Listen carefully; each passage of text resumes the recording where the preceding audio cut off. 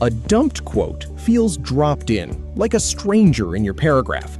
A woven quote, however, becomes part of your sentence and argument, creating a smoother flow and stronger impact. Every well-integrated quotation follows 3 moves: introduce, embed, and explain. First, introduce the quote by saying who said it, when, or why it matters. Then, embed the quoted words into your sentence's grammar. Finally, explain what the quotation reveals.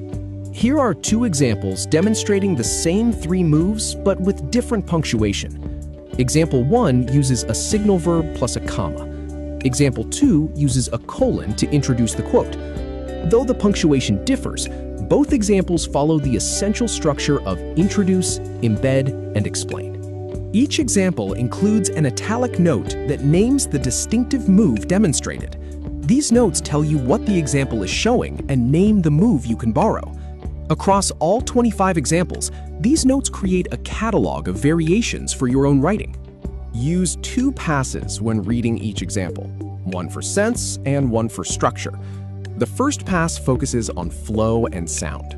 The second pass analyzes where the introduction and quote begin, the joining punctuation, and what the explanation does.